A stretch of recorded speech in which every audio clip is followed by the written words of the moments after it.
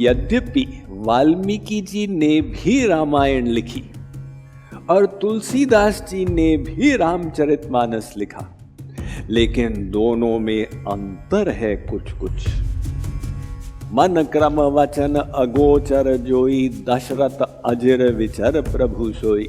ये तो जो बुद्धि से परे हैं वो ही दशरथ के आंगन में विहार कर रहे हैं।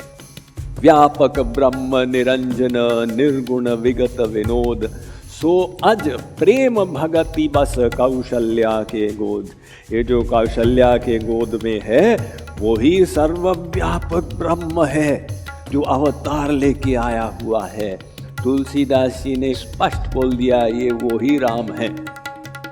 और तुलसीदास जी क्यों लिख रहे हैं वो भी उन्होंने बताया है कि मेरे 3 प्रयोजन हैं।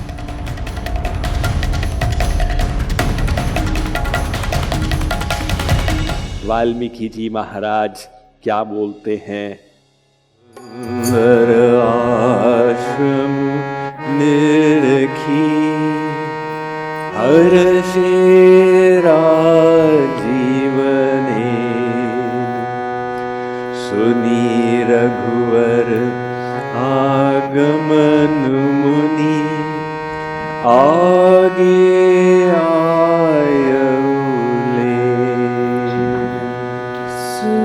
सुंदर आश्रम निरखी हर्षे राजीवने,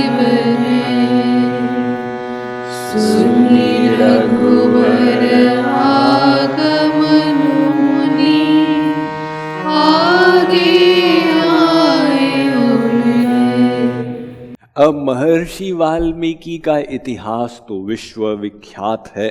उल्टा नाम जपा जग जाना, वाल्मीकि भय ब्रह्म समाना। ये महर्षि वाल्मीकि की भगवत प्राप्ति तो हो गई। अब एक दिन नारद जी ने आके दर्शन दिया तो वाल्मीकि ने पूछा, गुरुवर ऐसा कौन सा व्यक्तित्व है जो शौर्यवान भी हो और करुणा युक्त भी हो, जो यशस्वी भी हो, दीनता से युक्त भी हो, जिसका अनंत वैभव हो तथापि जो कोमल हृदय का हो? तो नारद जी ने भगवान राम का परिचय दिया कि राम ऐसे व्यक्तित्व से युक्त हैं। अब कुछ समय बीता। वाल्मीकि के शिष्य थे भरद्वाज। एक बार वाल्मीकि अपने शिष्यों को लेकर तमसा नदी के तट पर पहुंचे तो वहां पर उन्होंने भरद्वाज को कहा कि मैं यहाँ थोड़ा सा विश्राम करूंगा, बहुत ही रमणीक वातावरण है। 2 क्रौंच पक्षी परस्पर विहार कर रहे थे, प्रेम युक्त। तो उनके परस्पर स्नेह को देखकर वाल्मीकि के हृदय में आनंद की लहरें उठ रही थी। प्रकृति का कमाल, चमत्कार घटित हो रहा है। इतने में एक शिकारी आया पीछे से और उसने निशाना लगा के बाण छोड़ दिया जो नर पक्षी को जाकर लगा और वो पक्षी की वहीं पर मृत्यु हो गई। तो चीखते चीखते नर पक्षी ने अपने प्राण त्यागे और मादा पक्षी दुख से युक्त होकर रोने लगी। तो इस दृश्य को वाल्मीकि ने देखा। अब वो ऋषि का हृदय मक्खन से भी कोमल और वो पक्षी के कष्ट को देखकर पूर्ण रूपेण द्रवित हो गया और क्रोधित भी हो गया। तो वाल्मीकि ने कहा, ये क्या कर दिया तुमने? मां निषाद प्रतिष्ठाम त्वम अगमः शाश्वती समा, यत् क्रौंच मिथुनादेकम अवधि काम मोहितम। ये श्लोक अनायास वाल्मीकि के मुख से निकला कि हे निषाद, तुमने वो प्रेम विहार करते हुए पक्षियों को अलग कर दिया, तुमको अनंत काल तक दुख मिले। अब वो श्लोक तो बोल दिया और वहां से चल पड़े, किंतु वाल्मीकि सोचने लगे कि मेरे मुख से ऐसी कविता निकली कैसे। उसमें 4 चरण थे और प्रत्येक चरण में 8 अक्षर थे, तो ये कविता शक्ति मेरे पास कहां से आई, कैसे आई। वाल्मीकि को संस्कृत का आदि कवि भी बताया जाता और ये संस्कृत साहित्य का प्रथम श्लोक बना। तो इतने में ब्रह्मा जी आए और वाल्मीकि ने कहा, पितामह मुझे कुछ समझ में नहीं आ रहा है, इतना दुख मिला तो मैंने अनायास कुछ कह दिया, वो कविता कहाँ से आ गई। ब्रह्मा जी ने कहा, ये शक्ति मैंने ही तुमको प्रदान की है, क्योंकि तुमको एक महान कार्य करना होगा जिसके आधार पर लाखों वर्षों तक भारतवर्ष में, विश्व में लोग भगवान की भक्ति करेंगे। अब वाल्मीकि ने कहा, मेरे पास काव्य शक्ति तो आ गई, किंतु कविता का विषय भी होना चाहिए। तो ब्रह्मा जी ने स्मरण कराया, नारद जी ने जो आपको भगवान राम का परिचय दिया था उसको याद करें। तो महर्षि वाल्मीकि अब गुरु की कृपा से, ब्रह्मा जी की कृपा से, भगवत प्रेरणा से युक्त पूरी रामायण को लिख डाले, जो संस्कृत में साहित्य की दृष्टि से भी वाल्मीकि रामायण का बहुत सम्मान किया जाता। तो वो वाल्मीकि रामायण लिखकर और प्रतीक्षा कर रहे थे जब भगवान राम उनके आश्रम पहुंचे। मुनि कहु राम दंडवत कीना, आशीर्वाद विप्रवर दीना। मुनि कहु राम दंडवत कीना, आशीर्वाद विप्रवर दीना। देखी राम छवि नयन जुड़ाने, करी सन्मान आस महियाने। देखी राम छवि नयन जुड़ाने, करी सन्मान आस महियाने। मुनिवर अतिथि प्राण प्रिय पाए, कंद मूल फल मधुर मगाए। मुनिवर अतिथि प्राण प्रिय पाए, कंद मूल फल मधुर मंगाए। सिय सौमित्री राम फल खाए, तब मुनि आश्रम दिए सुहाए। सिय सौमित्री राम फल खाए, तब मुनि आश्रम दिए सुहाए। वाल्मीकि मन आनंद हुमारी, मंगल मूर्ति नयन निहारी। वाल्मीकि मन आनंद भारी, मंगल मूर्ति नयन निहारी। तब कर कमल जोरी रघुराई,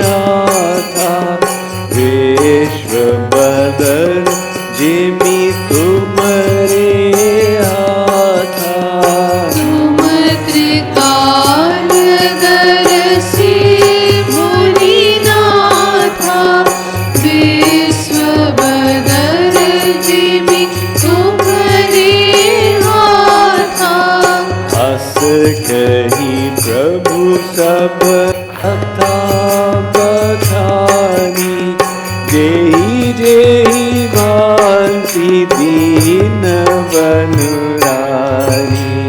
हस कहि प्रभु सब कथा बखानी, जेहि जेहि भांति दीन बनुरानी। तात वचन पुनि मातु हित, भाई भरत असराव। वो कहु दरस तुम्हार प्रभु, सब मम पुण्य प्रभाव। तात वचन पुनि मातु हित, भाई भरत असराव। मोह कहु दरस तुम्हार प्रभु, सब मम पुण्य प्रभाव। तो वाल्मीकि आसन पर बैठे आश्रम में राम ने उनको प्रणाम किया। यद्यपि राम भगवान हैं, किंतु वे लीला कर रहे और लीला में वे मर्यादा पुरुषोत्तम बने हुए। तो संसार की जो मर्यादा है उसकी रक्षा करना उनका लक्ष्य है, उसकी पुष्टि करना समाज के लिए। तो समाज में जो श्रेष्ठ मनुष्य होता है उसका सम्मान किया जाता है, उससे बाकी सबको भी उसके समान बनने की प्रेरणा मिलती। इसलिए हमारे भारतवर्ष में ऋषि मुनियों का सम्मान होता है किसी भी समाज में। तो भगवान राम उसी का अनुकरण करते हुए प्रणाम किए और फिर वे वन में क्यों आए हैं उसका बैकग्राउंड बताया। तो यहाँ पर समझने की बात यह है कि यद्यपि वाल्मीकि जी ने भी रामायण लिखी और तुलसीदास जी ने भी रामचरितमानस लिखा, लेकिन दोनों में अंतर है कुछ कुछ। वाल्मीकि जी ने जो ग्रंथ लिखा उनका लक्ष्य था एक आचार संहिता प्रस्तुत करना, जिसका पठन करके सब मनुष्यों को संसार में क्या कर्तव्य पालन करना चाहिए, कैसा आचरण करना चाहिए, उसकी शिक्षा मिले। तो इसीलिए उस दृष्टिकोण से वाल्मीकि जी महाराज ने ग्रंथ लिखा। कुछ लोग ऐसा मानते हैं कि वाल्मीकि जी ही पुनः कलयुग में तुलसीदास बन के आए। ये कोई प्रमाणित बात नहीं है, किंतु नाभा गोस्वामी जिन्होंने प्रसिद्ध भक्तमाल लिखा है उनका ऐसा मत है। तो तुलसीदास जी ने जो ग्रंथ लिखा उसमें उन्होंने राम की भगवत्ता को छिपाया नहीं। इसलिए वाल्मीकि के राम वो एक संसारी मनुष्य की भांति करते हैं, लेकिन तुलसीदास जी क्वालिफाई करते जाते हैं। मन क्रम वचन अगोचर जोई, दशरथ अजिर विचर प्रभु सोई। ये तो जो बुद्धि से परे हैं वो ही दशरथ के आंगन में विहार कर रहे हैं। व्यापक ब्रह्म निरंजन निर्गुण विगत विनोद, सो अज प्रेम भगति बस कौशल्या के गोद। ये जो कौशल्या के गोद में है वो ही सर्वव्यापक ब्रह्म है जो अवतार लेके आया हुआ है। तुलसीदास जी ने स्पष्ट बोल दिया ये वो ही राम है। वाल्मीकि जी ने फैक्ट में 3 ग्रंथ लिखे। पहले तो रामायण लिखी। अब रामायण में शोक का भाव भरा हुआ है, राम विरह में तड़प रहे हैं। तो पश्चात वाल्मीकि ने सोचा कि इसमें दुख ज्यादा हो गया, अब एक और ग्रंथ लिखें। तो उन्होंने आनंद रामायण लिखी एवं एक तीसरा ग्रंथ भी लिखा। वशिष्ठ और राम के बीच का जो संवाद है वो योग वासिष्ठ के नाम से विख्यात है। तो ये वाल्मीकि जी के 3 ग्रंथ। अब एक सप्त स्वरूप है रामायण, एक चित्त स्वरूप है योग वासिष्ठ ज्ञान से युक्त, और एक आनंद स्वरूप है ये आनंद रामायण। किंतु तुलसीदास जी ने जो रामायण लिखी है वो सतचित आनंद से युक्त है, तीनों का उसमें समावेश है। और तुलसीदास जी क्यों लिख रहे हैं वो भी उन्होंने बताया है कि मेरे 3 प्रयोजन हैं। पहला प्रयोजन स्वांत सुखाय, अपना आनंद के लिए। दूसरा प्रयोजन मेरे मन को बोध, यानी मैं राम तत्व की गहराई में प्रवेश करूं, इसलिए मैं लिखते समय बुद्धि से उसका मंथन करके और राम को समझना चाहता हूं। और तीसरा कारण अपनी वाणी को, अपनी लिखनी को पवित्र करना।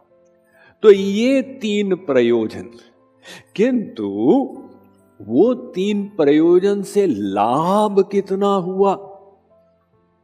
किसी भी देश की संस्कृति की प्रमुख आधारशिला उसका साहित्य होता। यदि साहित्य उत्कृष्ट है, भक्ति भाव से युक्त है, तो देश की जो संस्कृति है वो भी भक्ति भाव से युक्त हो जाती। अब देखिए, पाश्चात्य संस्कृति ये ग्रीस से विकसित हुई है। तो ग्रीस में 2 प्रमुख साहित्य हुए, एक इलियाड और एक ओडिसी, जो होमर ने लिखे। अब वो सामान्य संसारी प्रेम के विषय पर लिखे गए, इसलिए उससे जो पाश्चात्य जगत की संस्कृति विकसित हुई वो भी एक भौतिक संस्कृति बन गई। और हमारे भारतवर्ष की संस्कृति रामायण महाभारत पर आधारित, इसलिए यहाँ का सब साहित्य, नृत्य कला, संगीत कला, शिल्प कला, इन सब में वो भक्ति भाव दृष्टि गोचर होता चला जाता है। तो ये बहुत बड़ी कृपा। तो वो वाल्मीकि जी को जो दुख मिला था, वही दुख का फल बना रामायण। यानी दुख कभी कभी लाभ पहुंचा के जाता। हम लोग तो दुख से भागते, हम लोग एक पक्षीय संसार चाहते, बस सुख मिले, सुविधा मिले, शांति मिले, परेशानी न मिले। परेशानी मिली मतलब बहुत खराब है। और भगवान का दृष्टिकोण अलग है। भगवान कहते हैं सुख मिले, शांति मिले, तुम्हारा विकास कैसे होगा? विकास तो तभी होगा जब कुछ परेशानी आएगी, तो अंदर गड़बड़ होगी, तो तुम सोचोगे भी अंदर गड़बड़ हो रही है, इसको ठीक कैसे करें, ये परिस्थिति का सामना कैसे करें। यानी हमारा शारीरिक प्रयोजन सुख शांति से हल होता, और भगवान का प्रयोजन आत्मा का उत्थान ये संसार के उथल पुथल से हल होता। इसलिए माया देवी वो जबरदस्ती संसार में उथल पुथल विभिन्न प्रकार से कराती चली जाती है, ताकि जीव अनंत जन्मों की यात्रा में आगे बढ़ता चला जाए। तो अब वाल्मीकि जी भगवान के सामने हैं, और भगवान और वाल्मीकि के बीच में क्या बातचीत होगी जरा देखते हैं।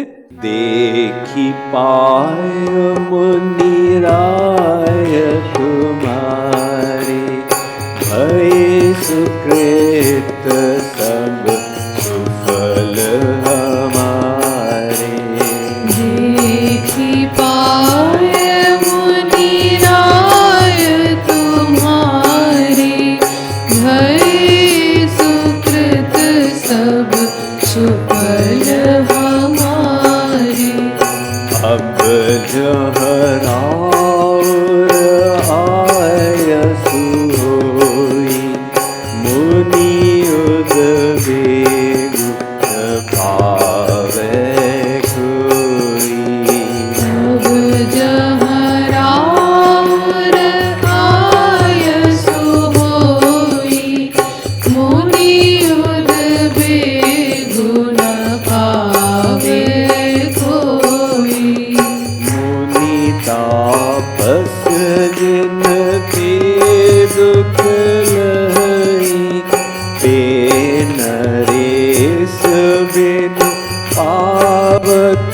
दही मुनि तापस जिन ते दुख लहरी ते नरेश बिनु पावक दहरी मंगल मूल विप्र परितोषु दहई कोटि कुल भूसर रोषु मंगल मूल विप्र परितोषु दहई कोटि कुल भूसुर रोषु अस जिय जानी कहिय सोई ठाऊ सिय सौमित्री सहित जलाऊ हस जिय जानी कहिय सोई ठाऊ सिय सौमित्री सहित जहाँ जाऊं कहर चीर चेर परन तृणशाला वासु करो कछु काल कृपाला रुचिर परन तृणशाला वासु करो कछु काल कृपाला